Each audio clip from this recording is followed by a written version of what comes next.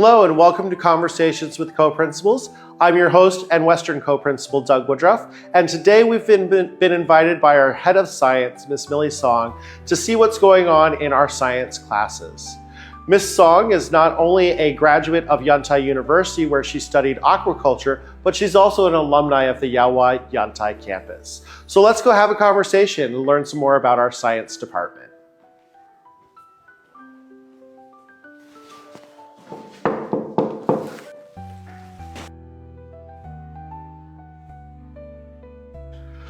So thank you for inviting me in today, Millie, for conversations with our co-principals. And as we're starting to learn more about our school, we wanted to get to know a little bit more about our science department. So could you tell us a little bit about your background as a science major and what led you to being a teacher? Yeah, I'm an undergraduate aquaculture student, and the reason why I choose this is not actually I choose this major. It's like I was so fascinated in media studies that time. But since I chose all the science class in high school, so the university just put me in that place because the majority adjustment. But I always loved biology since I was a child. I watched a lot of documentaries about discovery about the animals, and I think it's so magical how the cells work by themselves and how they interact with all the ecosystems. Everything I feel like this is really fun while I'm studying it. So aquaculture, can you tell me a little bit about that? That's one, when you think about sciences, I think biology, chemistry, physics, and I don't know much about the individuals. What's aquaculture about? If you want to detail the first year, we learn general biology, we learn chemistry, we learn about animals, plants, and when you're getting higher, you learn about medicines, about how those marine animals, how they grow, and how the plants grow. And if you want to choose further, we study a little bit microbiology, the experiments. Basically, the name is aquaculture, but everything we learn is based on biology and chemistry.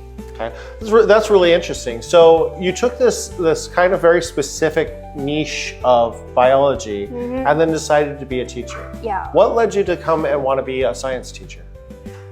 Saying that, as I said, I was fascinated in media studies. So I wanted to be a journalist or influencer when I was in university. And I didn't really have a pleasant experience when I was in my school years. So I never thought I would walk in a classroom and just work as an educator. But I spent my intern time in YWIES, and while I was being an intern teacher here, I do see a really different teacher and student relationship comparing to what I experienced.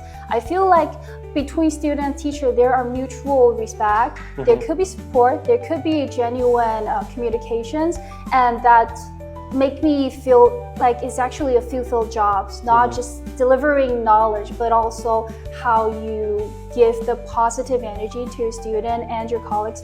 And I love biology, so I think this is a perfect job for me. Okay. As a Chinese national and having gone to a Chinese university, I did notice you've got a very high level of English. What's led you to really study and want to be stronger in your second language? Thank you. And I actually attend to the primary school of this school. So I was graduated from YWIES.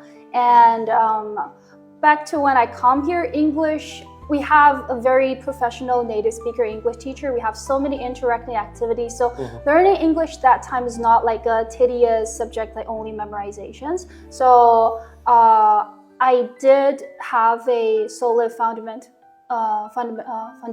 while we were studying here. And I actually didn't spend extra time on learning English after I graduated from here. But still, the experience I spent here just gave me the English as a second tool that is always accessible and it's not that hard to use.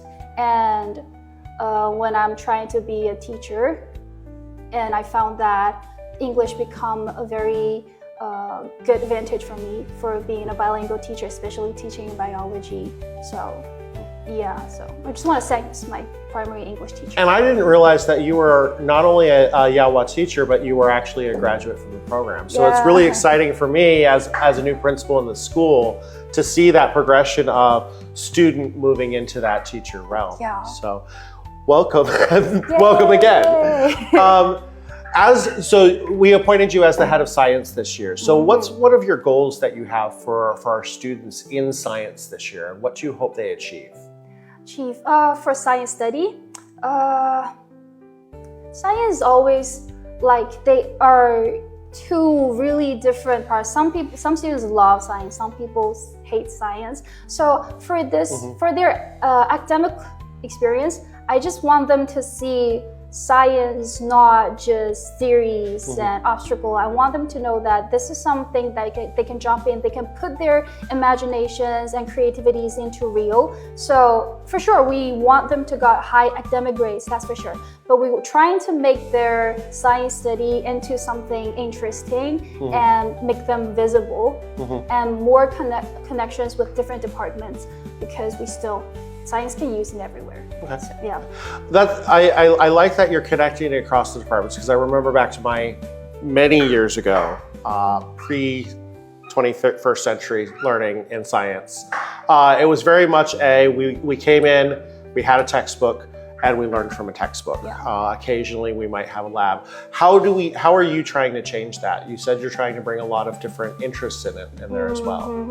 So there is a project this year that I'm really looking forward to. It's Science Fair. And it's an annual science project we have every year. So I think the IG1 student could be looking forward to it too. But this year we want to make it more special. We want to make it in a school-wide events. That means that primaries and lower secondary will also join in, and we'll be focusing on how to let the imagination of students to go wild and how to put their creativities into something real, like the obstacle theories, putting something that is visible, some hands-on environment experiments.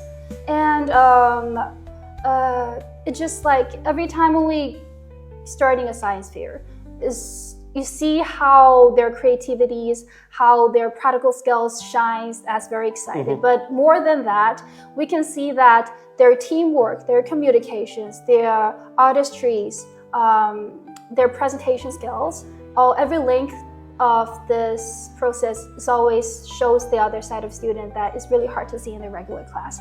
So I'm always looking forward, and especially when the lower secondary primaries are joining in, I think it's going to be a really special experience. And because it's school-wide, I think all the students will be able to feel how interesting science is instead of taking notes and theories and having tests and memorizing. So it's really exciting. So I love that we're bringing a science fair into the school this year. And if you had one piece of advice that you were to give parents about what they need to do to help their children with the science fair, what do you think that would be?